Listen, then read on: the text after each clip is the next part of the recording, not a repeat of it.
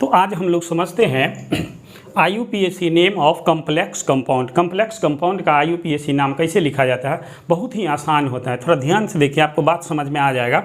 IUPAC name of complex compounds, इसका नाम लिखने के लिए 4-5 टर्म है जिसको हमको समझना होता है।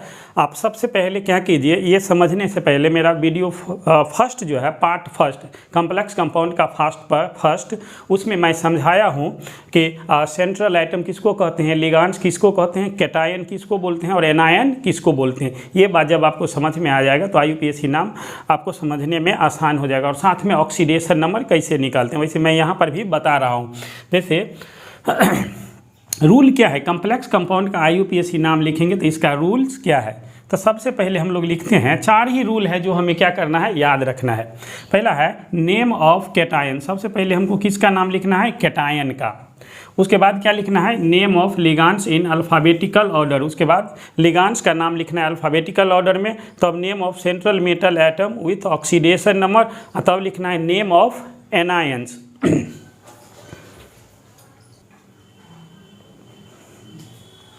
जैसे यहाँ पर कुछ एग्जाम्पल दिया हुआ है, ये एग्जाम्पल है आपका, इसका नाम लिखना है IUPAC नाम। क्या लिखा है, K4 स्क्वायर ब्रैकेट में Zn है, NO3 4 है और Cl2 है। इसका हम नाम लिखेंगे कैसे। तो सबसे पहले आप ये समझ लीजिए कि ये कैटायन, ये जो स्क्वायर ब्रैकेट होता है, स्क्वायर ब्रैकेट जो आप देख रहे हैं, इससे पहले जो आइटम आता है उसको हम लोग बोलते हैं कैटायन, या इसको हम लोग काउंटर कैटायन भी बोल देते हैं। उसके बाद स्क्वायर ब्रैकेट स्टार्ट होगा, देखिए स्क्वायर ब्रैकेट स्टार्ट हुआ है, स्क्वायर ब्रैकेट स्टार्ट होगा, जो पहला आइटम होगा, ध्यान से सुनिए, स्क्वायर ब्रैकेट स्टार्ट होगा और जो पहला आइटम होता है उसी को हम लोग बोलते हैं सेंट्रल मेटल आइटम। तो यहाँ पर Zn जो है वो हो गया आपका सेंट्रल मेटल आइटम।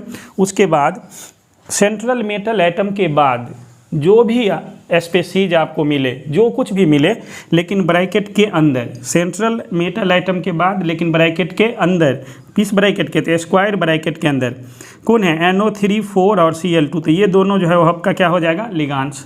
और स्क्वायर ब्रैकेट के बाहर जो दिया हुआ रहता है, स्क्वायर ब्रैकेट के बाहर जो दिया रहता है वो होता है एनायन।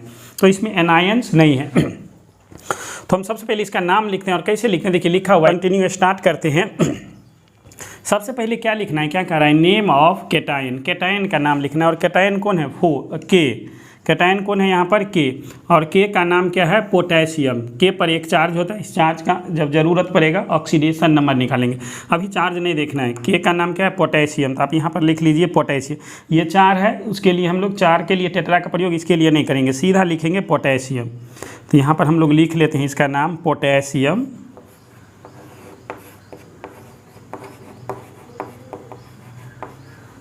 पोटेशियम। उसके बाद क्या कर रहा है, name of ligands in alphabetical order, मतलब लिगांड्स अगर एक से ज़्यादा हो तो उसको अल्फ़ाबेटिकल ऑर्डर में लिखते हैं। जैसे हमारे पास में लिगांड्स है NO3 और Cl, तो देख लेते हैं इस दोनों का नाम क्या है। तो Cl का नाम जो है वो होता है क्लोराइडो, और NO3 का जो नाम होता है वो होता है नाइट्रेटो। Cl का नाम क्लोराइडो और NO3 का नाम है नाइट्रेटो। तो अल्फ़ाबेटिकल ऑर्डर में अगर हम देखें तो C पहले आता है और N बाद में आता है। तो पहले हम लोग क्या लिखेंगे, क्लोराइडो। और ये कितना है, Cl कितना है, 2। तो 2 के लिए हम लोग डाई का प्रयोग करते हैं, ध्यान रखना है, 2 के लिए डाई का प्रयोग करेंगे। लिगांड्स के लिए सिर्फ 3 के लिए टेट्रा का प्रयोग करेंगे, ट्राई का, 3 के लिए ट्राई का, और 4 के लिए टेट्रा का। अगर 6 हो तो हेक्सा का प्रयोग करते हैं, सिर्फ लिगांड्स के लिए ध्यान रखना है। तो पोटेशियम, ये 2 है तो 2 के लिए क्या लिखेंगे, डाई क्लोराइडो। और स्पेस नहीं लेना है, स्पेस नहीं लिखना है लिखने के समय में, ये ध्यान रखना है। उसके बाद NO3 का नाम क्या है, नाइट्रेटो। तो 4 है तो 4 के लिए क्या लिख लेंगे, टेट्रा। 4 के लिए लिखना है टेट्रा नाइट्रेटो। इस ऑर्डर को आप फॉलो कीजिए। सबसे पहले कैटायंस का नाम लिख दिए, पोटेशियम, के का नाम हो गया पोटेशियम। उसके बाद दो लिगांड्स हैं हमारे पास में, एक है NO3 और एक है Cl। तो NO3 का नाम और Cl का नाम में से किसका नाम पहले लिखना है, तो अल्फ़ाबेटिकल ऑर्डर में हम लोग लिखते हैं। तो Cl का नाम C से शुरू है और NO3 का नाम N से शुरू है। तो ABCD में पहले C आता है अल्फ़ाबेटिकल ऑर्डर में, इसलिए पहले हम क्या लिखें, क्लोराइडो। तो अब क्या लिख लिए, और डाई लिखे क्योंकि Cl 2 है, Cl जो है कितना है 2। उसके बाद क्या लिखें, टेट्रा नाइट्रेटो। टेट्रा इसीलिए लिखे क्योंकि NO3 जो है वो 4 है, तो टेट्रा नाइट्रेटो। चलो यहाँ तक हो गया। आप क्या कह रहा है, name of central metal atom. Central metal atom कौन होता है, ब्रैकेट स्टार्ट होगा और जो पहला एटम होता है उसी को हम लोग बोलते हैं सेंट्रल मेटल एटम। तो पहला एटम कौन है, जिंक। तो हम लोग यहाँ पर लिख लेंगे जिंक। और एक रूल याद रखना है, ये बात आप हमेशा याद रखिए, अगर कंपाउंड में कैटायन हो, अगर कंपाउंड में कैटायन हो, फिर सुनिए, अगर कंपाउंड में कैटायन हो तो सेंट्रल मेटल एटम के नाम के लास्ट में, सेंट्रल मेटल एटम के नाम के लास्ट में ATE जोड़ देंगे। सेंट्रल मेटल एटम के नाम के लास्ट में ATE जोड़ देंगे। कैटायन देखिए यहाँ पर कैटायन है, तो सेंट्रल मेटल एटम कौन है, जिंक, और उसका नाम जिंक लिख लिए और उसमें ATE क्या करना है, जोड़ देंगे। ATE जोड़ेंगे, ऐसा करेंगे कब, जब कैटायन कंपाउंड में हो तब। कैटायन नहीं रहेगा तो सेंट्रल मेटल एटम के नाम के लास्ट में ATE नहीं जोड़ेंगे, लेकिन यहाँ पर कैटायन है तो इसीलिए क्या किए, जोड़ दिए।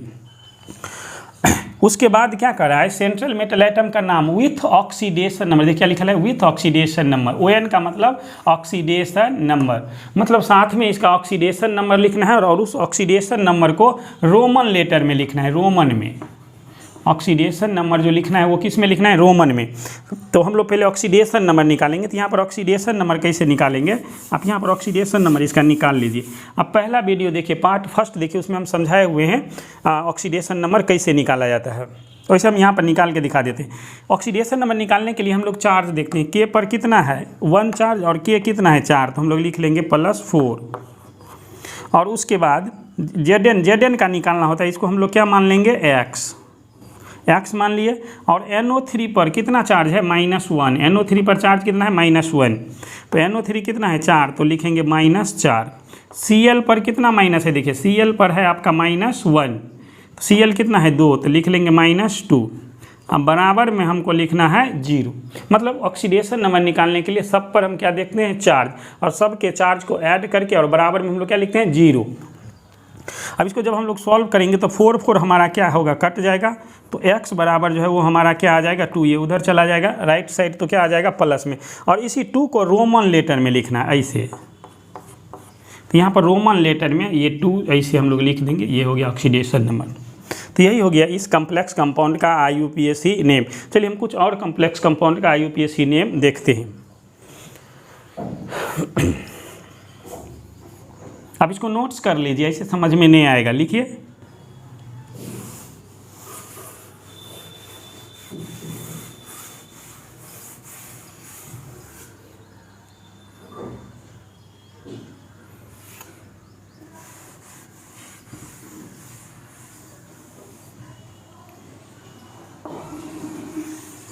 चलिए यहाँ पर एक एग्जांपल दे रहा हूँ। जैसे Fe है,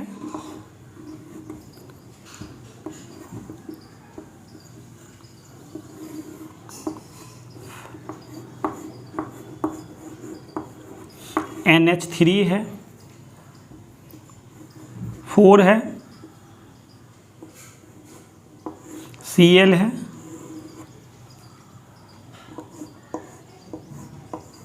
NO3 है का होल ट्वाइस है।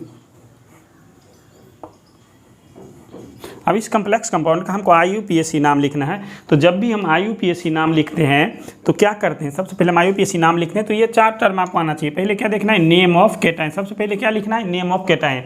तो कैटायन कौन होता है, जो स्क्वायर ब्रैकेट से पहले होता है। देखिए ये आपका हो गया स्क्वायर ब्रैकेट, ये हो गया आपका स्क्वायर ब्रैकेट, ये हो गया स्क्वायर ब्रैकेट। स्क्वायर ब्रैकेट से पहले देखिए कुछ लिखा हुआ है, स्क्वायर ब्रैकेट से पहले कुछ भी लिखा हुआ नहीं है। मतलब इस कंपाउंड में, ये जो कम्प्लेक्स कंपाउंड है इसमें कैटायन नहीं है, तो छोड़ देंगे। आगे बढ़ते हैं। सेकेंड नंबर में क्या कर रहा है, name of ligands in alphabetical order में। तो हमारे पास में यहाँ पर लिगांड्स 2 है, क्योंकि सेंट्रल मेटल एटम और ये सेंट्रल मेटल एटम है, और इसके बाद जो भी होता है वो लिगांड्स हो गया। तो NH3 और Cl जो है वो ये आपका लिगांड्स हो गया। और ब्रैकेट के बाहर, स्क्वायर ब्रैकेट के बाहर जो भी होगा वो आपका हो जाएगा एनायंस। ब्रैकेट के बाहर जो भी होगा एनायंस। तो हमको क्या लिखना है, name of ligands in alphabetical order. Cations का नाम लिखते हैं, लेकिन इसमें कैटायंस नहीं है तो नहीं लिखेंगे, तो अल्फा नेम लिख लेते हैं। तो NH3 का नाम जो है वो आपका है एमाइंस, और Cl का नाम जो है वो आपका नाम है क्लोराइडो। तो इस दोनों में से पहले किसका नाम लिखेंगे, एमाइन का, क्योंकि अल्फ़ाबेटिकल ऑर्डर में ए पहले आता है तब C आता है, एमाइन। ये कितना है 4, तो हम इसका लिख लेंगे टेट्रा। देखिए कैसे लिखते हैं, इसका नाम लिखेंगे टेट्रा एमाइंस, लिख लिए। उसके बाद Cl एक ही है तो सिर्फ लिख लेंगे क्लोराइडो। और देखिए हम स्पेस नहीं लिए, टेट्रा एमाइंस लिखे और इसके बीच में स्पेस नहीं लिए हुए, तो स्पेस नहीं लेना है। उसके बाद तो नेम ऑफ लिगांड्स लिख लिया अल्फ़ाबेटिकल ऑर्डर में। उसके बाद क्या करना है, name of central metal atom. तो सेंट्रल मेटल एटम हमारा कौन है, Fe है, और Fe का नाम आपका क्या है, आयरन। तो हम यहाँ पर लिख लेंगे आयरन, और स्मॉल लेटर में लिखना, ये भी ध्यान रखना है, आयरन लिख लिए। उसके बाद क्या कर रहा है, साथ में उसका ऑक्सीडेशन नंबर, साथ में क्या देखना है, ऑक्सीडेशन नंबर। तो ऑक्सीडेशन नंबर फिर से निकालिए, इसको Fe को हम लोग क्या मान लेंगे, X। NH3 पर देखिए कोई चार्ज नहीं है। NH3 जो है ये आपका न्यूट्रल लिगांड्स है। सेकेंड वीडियो देखिए, उसमें टाइप ऑफ लिगांड्स के बारे में समझाए हुए हैं। सेकेंड वीडियो में टाइप्स ऑफ लिगांड्स के बारे में समझाए हुए हैं, वो आप देखिए, आपको समझ में आ जाएगा। तो हम लोग लिख लेंगे, अब इसका ऑक्सीडेशन नंबर निकाल लेते हैं। तो ये क्या हो जाएगा, 0। जो न्यूट्रल लिगांड कोई चार्ज नहीं हो तो उसके लिए हम लोग लिखते हैं 0। Cl पर कितना चार्ज है, -1, तो लिख लेंगे -1। NO3 पर कितना चार्ज है, -1, और NO3 कितना है आपका 2, तो लिख लेंगे -2। अब बराबर में क्या लिखना है, 0। इसी को हम जब सॉल्व करेंगे तो x बराबर हमारा क्या आ जाएगा, 3। तो इसको रोमन लेटर में हम लोग ऐसे लिख देंगे 3। यहाँ तक समझ में आ रहा है। चलिए आगे देखते हैं हम लोग। अब क्या करना है कि नेम ऑफ एनायन, किसका नाम लिखना है, एनायंस का नाम लिखना है।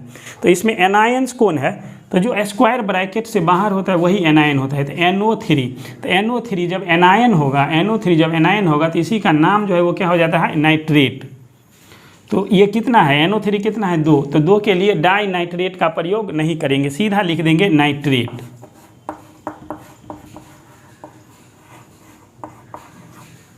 2 के लिए डाई, 3 के लिए ट्राई, 4 के लिए टेट्रा, 6 के लिए हेक्सा का प्रयोग सिर्फ लिगांड्स के लिए किया जाता है। फिर से सुनिए, डाई, ट्राई, टेट्रा, हेक्सा का प्रयोग सिर्फ लिगांड्स के लिए किया जाता है, कैटायन के लिए और एनायन के लिए नहीं किया जाता है। कैटायन चाहे 4 हो या एनायन 4 हो या 5 हो या 2 हो या 3 हो, वो जैसा उसका नाम होगा सिर्फ वैसा हमको नाम उसका लिख देना है।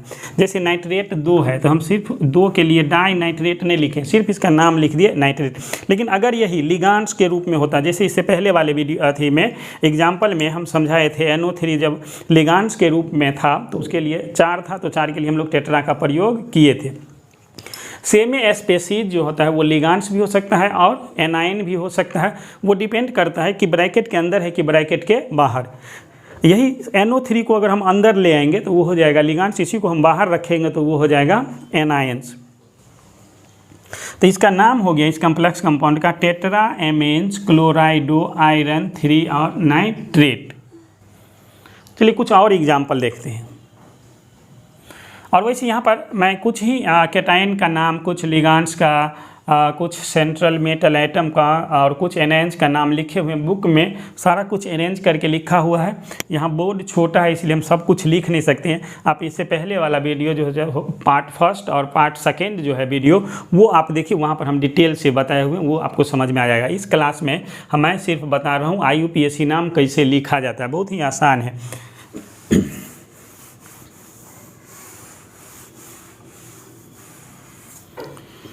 जैसे हम लोग नेक्स्ट एग्जाम्पल ले रहे हैं, जैसे मान लीजिए Ni है,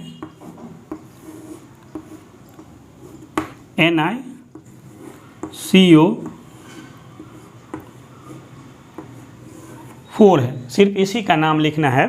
तो इसका नाम हम लोग कैसे लिख लेंगे, सिंपल है। देखिए इसमें कैटायन नहीं है तो कैटायन का नाम नहीं लिखेंगे। इसमें दो ही चीज़ है, एक सेंट्रल मेटल आइटम और एक लिगांड्स। तो नेम ऑफ लिगांड्स, तो लिगांड्स एक ही है CO, और CO का नाम जो है वो आपका क्या है, कार्बोनाइल्स। और 4 है तो लिख लीजिए टेट्रा कार्बोनाइल। क्या लिख लेंगे, टेट्रा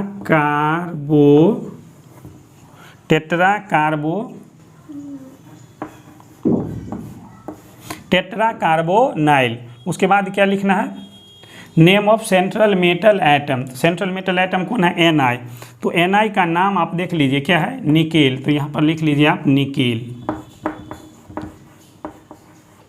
निकेल लिख लिए। उसके बाद क्या करें, साथ में ऑक्सीडेशन नंबर लिखना है। तो इसका जब हम ऑक्सीडेशन नंबर निकालेंगे तो Na को क्या मान लेंगे, X, और CO पर देखिए कोई चार्ज नहीं है, CO पर कोई चार्ज नहीं है। तो कोई चार्ज नहीं मतलब न्यूट्रल लिगांड्स है ये।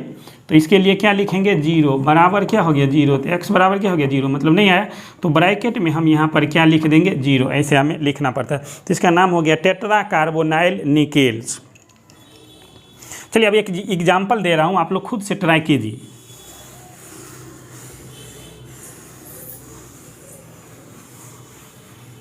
अगर आप बोर्ड का एग्जाम देंगे तो बोर्ड के एग्जाम में 4 नंबर का क्वेश्चन यहाँ से आता है। 4 कॉम्प्लेक्स कंपाउंड दे देगा और उसका पूछा जाएगा आपसे IUPAC नाम, या फिर ऑब्जेक्टिव में भी क्वेश्चन आएगा। एक कंपाउंड्स दिया हुआ रहेगा और 4 नाम दिया रहेगा और पूछेगा ये चारों नाम में से कौन नाम सही है। चलिए एक ना प्रैक्टिस कीजिए आप लोग।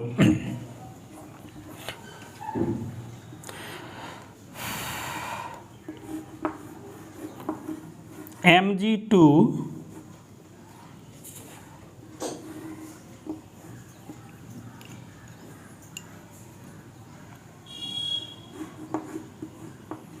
Ni C2O4 whole 2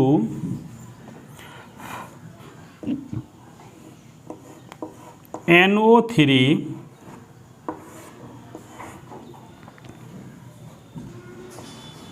twice.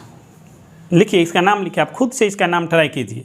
पहले क्या करना है आपको, क्या लिखना है, नेम ऑफ कैटायंस। उसके बाद आप लिख लीजिए नेम ऑफ लिगांड्स। उसके बाद name of central metal atom, और तब नेम ऑफ एनायंस। ये आपका हो गया कैटायंस। ये Ni जो है वो हो गया सेंट्रल मेटल आइटम। ये और ये जो है आपका हो गया लिगांड्स। चलिए आप ट्राई कीजिए। चलिए मैं आप बता रहा हूँ। तो Mg का नाम जो है वो क्या है, मैग्नीशियम। तो ये 2 है तो डाई मैग्नीशियम नहीं लिखना है। पहले ही मैं बता चुका हूँ कि 2 के लिए डाई ट्राइटेट्रा का प्रयोग सिर्फ लिगांड्स के लिए होता है, कैटायन और एनायन के लिए नहीं होता। वो जैसा है एज यूजुअल उसका नाम हमें क्या करना है, लिख देना है। तो Mg है तो इसका नाम सीधा लिख देंगे मैग्नीशियम।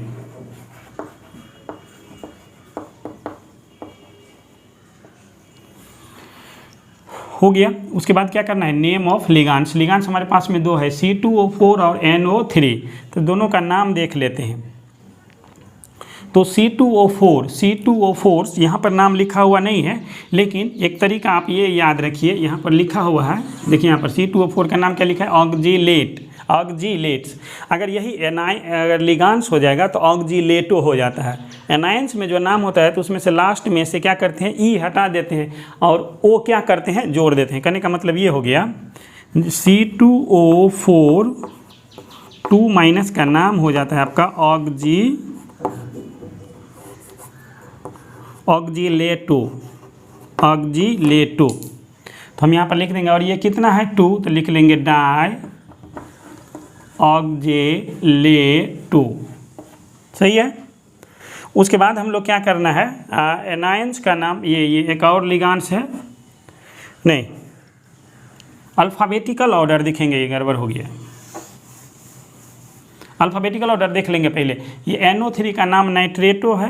NO3 का नाम क्या है, नाइट्रेटो। ये N से शुरू है, और ऑक्जीलेटो O से शुरू है। O से शुरू है तो अल्फ़ाबेटिकल ऑर्डर में पहले N आएगा, पहले N आएगा तो N का नाम लिख लेंगे। और ये कितना है 2, तो हम लोग लिख लेंगे डाई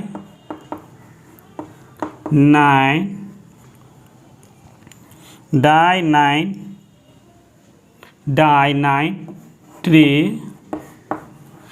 नाइट्रेटो, उसके बाद डाई ऑक्जिलेटो,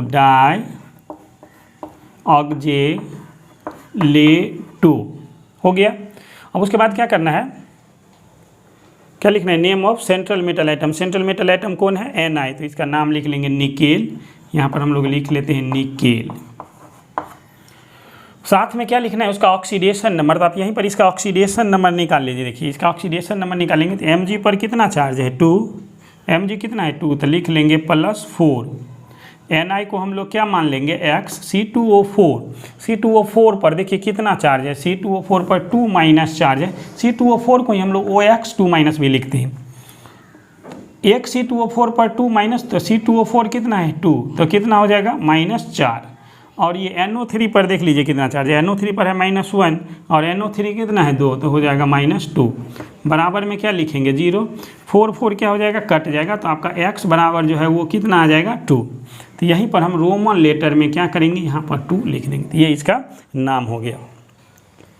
इस तरह से आप किसी भी कम्प्लेक्स कंपाउंड्स का IUPAC नाम आसानी से लिख सकते हैं। अगर कम्प्लेक्स आयंस हो तो लास्ट में हम लोग आयंस क्या करेंगे, जोड़ देंगे। ये वीडियो आपको तब अच्छा से समझ में आएगा। इस वीडियो को समझने के लिए, IUPAC नाम समझने के लिए कैटायन, एनायंस, लिगांड्स, ऑक्सीडेशन नंबर कैसे निकाला जाता है, टाइप्स ऑफ लिगांड्स क्या होता है, ये आपको समझ में आना चाहिए। तो फर्स्ट वीडियो देखिए, तब first video and second video, मतलब पार्ट फर्स्ट पार्ट सेकेंड्स देखिए, और तब आप ये देखिए तो आपको बात समझ में आसानी से आ जाएगा और बहुत अच्छा से बात आपको समझ में आएगा।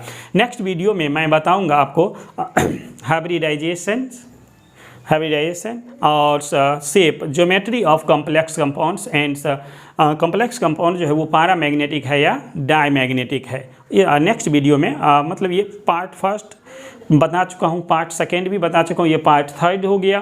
पार्ट 4 में मैं पैरामैग्नेटिक, डायमैग्नेटिक, शेप क्या होगा, टेट्राहाइड्रल होगा, स्क्वायर प्लेनर होगा या ऑक्टाहाइड्रल होगा, इस सब के बारे में हम चर्चा करेंगे। आप इसको बढ़िया से थोड़ा देखिए और बुक में जाइए और एग्जाम्पल वहाँ से लीजिए और प्रैक्टिस कीजिए, आपको बात समझ में आ जाएगा।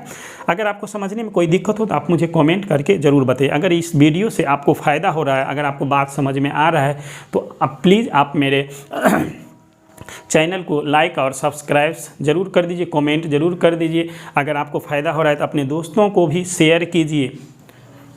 Thank you.